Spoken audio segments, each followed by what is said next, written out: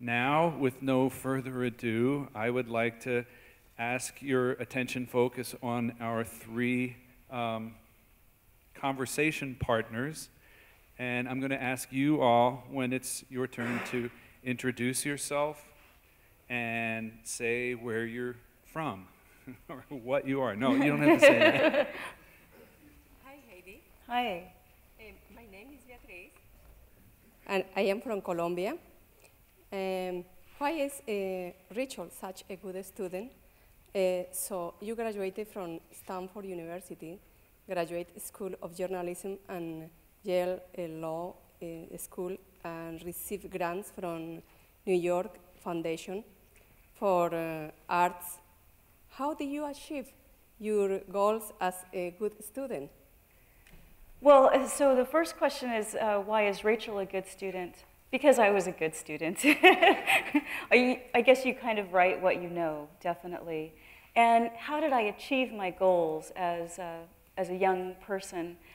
I worked very hard. I actually made plans. You know, I had goals for myself that I'd write in my journal, and I'd consult that every once in a while. And then I made sure that I met the right teachers in different places that I needed to know good teachers, and I stayed on their radar screen. I guess the other question is what motivated me in that process. I grew up poor. When my parents divorced, my dad wasn't making a lot of money, and my mom was taking care of 3 kids on her own for the first time, got her first job at age 35, and then was studying also at PCC Cascade. And for a long time, we were on welfare and food stamps, and we got the government cheese handouts, and we got our toys for a couple of Christmases from Toy for Joy, I think is the program here in Portland. And I remember just the indignity of growing up poor. And I thought, I'm a kid. I can't do anything. I don't have any power in this situation. But if I make sure I have the best grades, then I can make sure I have the best opportunities going forward once I have some power in my life. And I remember I'd gone to an engineering camp at the University of Washington. You could see I didn't become an engineer, right? Like that didn't work out at all. But I was pretty good at math and science at that time, and there were a lot of programs to do that. So even though my heart was in writing, because I was good at math and science and I had these opportunities, I took them. I got to be around better teachers and good students and people who had different dreams. And I made a new friend there who told me about Stanford University. I didn't know anything about Stanford University, but she made it sound like the Holy Grail. That is exactly where I had to go. So I remember coming home and I told my mom, so, you know, Mom, I'm going to go to Stanford. And she said, what is a Stanford? And I said, well, it's the very best school in the whole world. And she said, how much does it cost? And I said, and I think this is right. At that time, maybe it was $35,000 per year or $40,000, something astronomical. I'm sure it's double that now. And she said, but that's double what I make in a year. How can you afford it? And I said, don't worry, I'll figure it out. And I did. I worked during high school. I worked at PCC. I worked at McDonald's. I saved money. I researched all the scholarships. And then I got into Stanford. And I was very lucky. I ended up graduating with only $4,000 worth of debt, if you can imagine that. So what motivated me, ultimately, was I wanted choices. And I wanted to make sure that I could set myself on a path where I would be okay financially. And that motivated me a lot. Oh, thank you. Nice. Hi, Heidi. My name is Solange. I'm from Congo. I know you are not a parent, but I would like to know what you will recommend parents that don't allow their children to marry somebody of a different race. Well, it's a very good question. I have a confession to make, that I did an interview in a book called Black, White, Other, in a book of interviews of biracial Americans. And this was when I was 21 years old. Maybe I just turned 22. And I remember saying to the writer, the interviewer, that this is what I believe today. I don't know if I'll believe it tomorrow. I'm skeptical about this whole putting my words down in a book thing because I have a feeling I might be changing. But she asked me this question about interracial marriage. Now, you guys realize I am the product of interracial marriage, right? In fact, my parents were not allowed to get married in 1965 because it was still illegal in South Carolina in 1965. It was illegal in 16 states until 1967, when it was finally allowed that all people could marry each other. All anti-miscegenation laws were ruled invalid by the Supreme Court decision Loving versus Virginia. But in my early 20s, I was really struggling because I had gone through this whole time of, at first, trying to say who I was in the world, that I was both black and white, both African American and Danish, and then going off to college, and everyone thought I was Latina because I lived in the Hispanic theme dorm. And so for a while, I passed as Latina, and I became the second vice chair of the Electrical Engineering Society for a while. Until I changed my major. I became an English major, so I was no longer eligible. They knew I was not Latina, but I did that for a long time. And when I graduated from college is when I did this interview. And I said to her, you know, if a friend came up to me who wanted to ask me about whether or not she should be in an interracial relationship, I would definitely tell her no, because the kids suffer. Isn't that awful? That's my terrible confession. But I can tell you because the book is out in the world and you could find it. It's even on my website, in fact, that interview.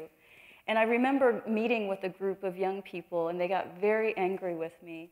And I said, I hope you realize that I don't believe that anymore. I certainly don't want to pass any laws against interracial marriage. But at that time, I was so confused about my identity, I thought, I don't want other people to suffer that way. Flash forward to now, 20 years later almost, I clearly don't agree with my 22-year-old self. And I kind of didn't agree with myself then, in fact, because at the end of the interview, she asks me about, you know, my relationship status. And I said to her, well, I'm engaged to an African-American man.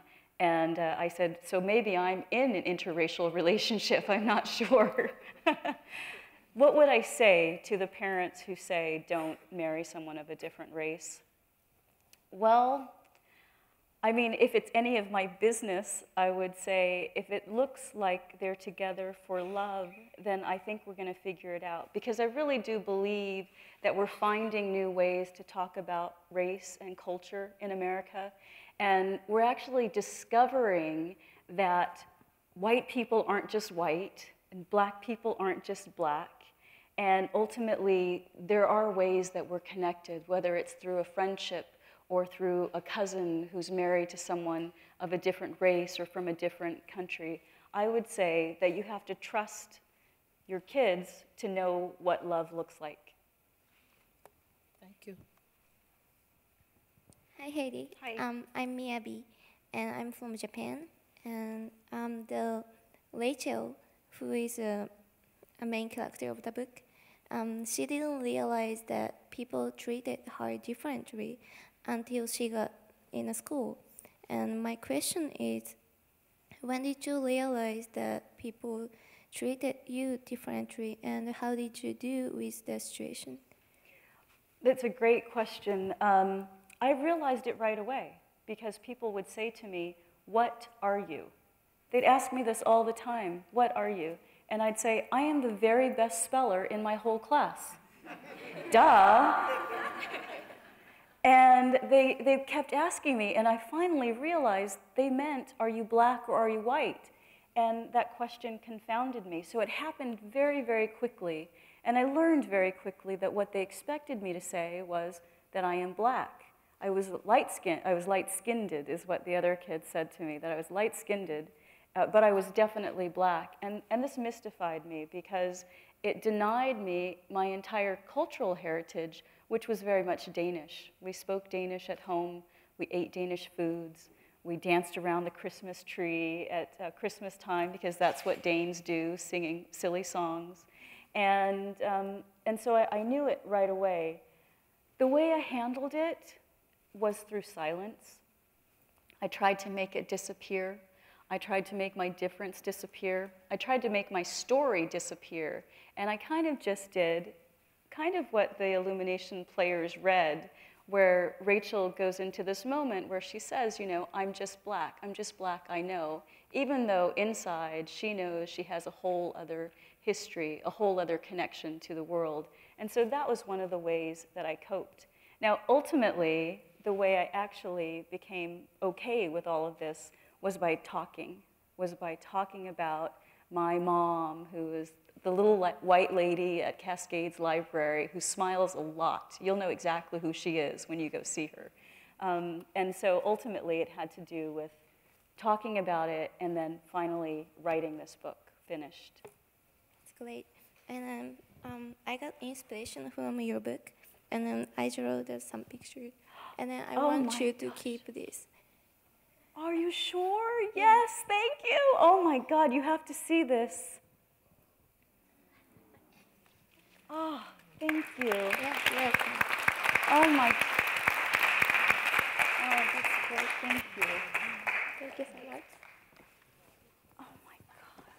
Can we put this up here? Sure. Thank you so much. Thank you all very much. And thank you, Heidi.